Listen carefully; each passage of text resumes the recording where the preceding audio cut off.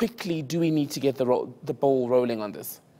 I suppose that there isn't an immediate urgency because the size of the funds that the PIC controls are so huge and invested over such a broad front that even some corrupt activity is unlikely to disturb returns immediately to a marked extent that will make a massive difference to the pensions that people are likely to enjoy from the Commission.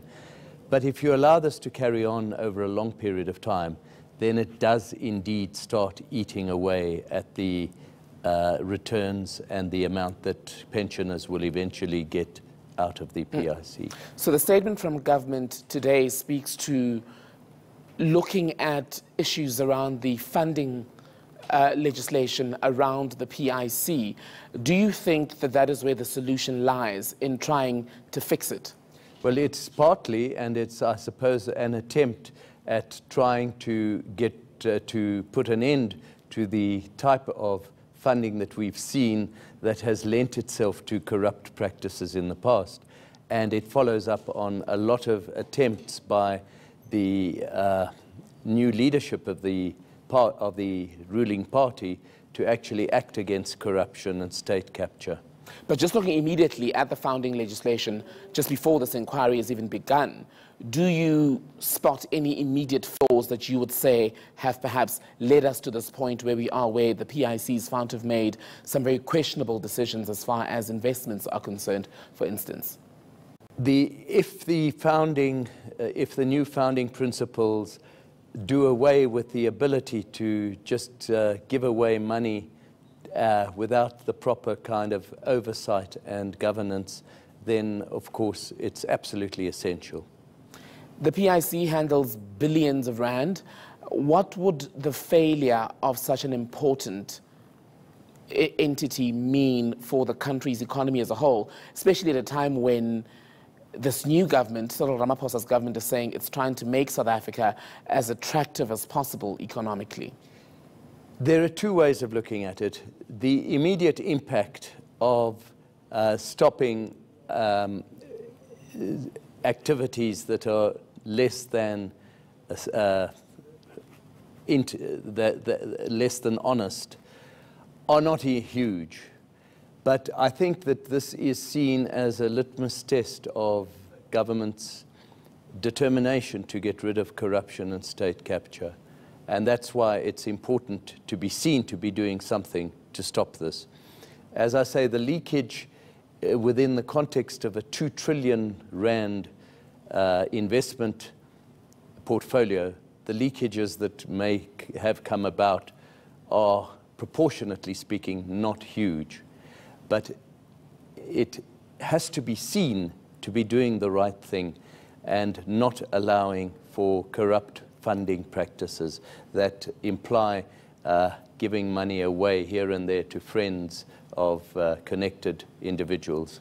Ideally then, if you were to walk into the PIC tomorrow and be asked to give direction on how to run it, how should the PIC be run? Well, I think it's important that the governance structures be in place in a far more rigorous manner than appear to have been the case in the past few years.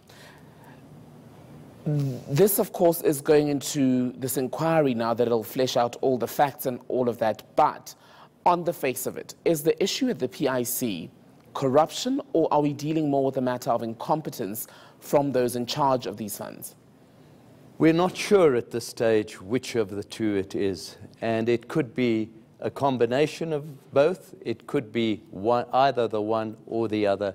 We are not certain at this stage, but there are suspicions, and this is why I think it's very good that the government is being and Treasury is being seen to be acting against possible malpractices or possible incompetence. Either way, it's a very positive step to be seeing this kind of action being taken by government. From a legal standpoint, government will be under increasing pressure to tread as carefully as possible with this inquiry, especially on the back of the legal wrangling around the SARS and Tom Moyane issues.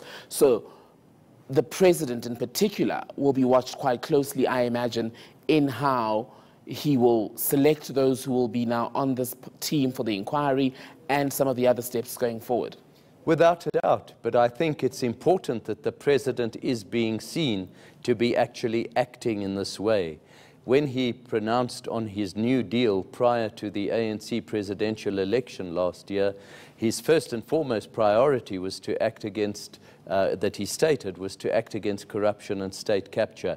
And he is now being seen to be doing that almost on a daily basis. And this is most encouraging.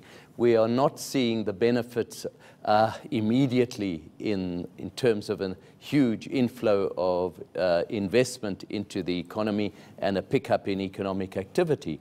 But if he carries on along these lines, little by little, we will see corruption and incompetence being rooted out.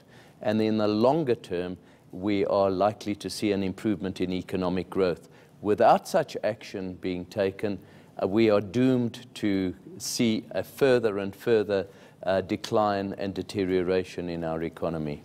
Dr. Jameen, thank you so much for your time. That was Director and Chief Economist at Econometrics, Dr. Azar Jameen.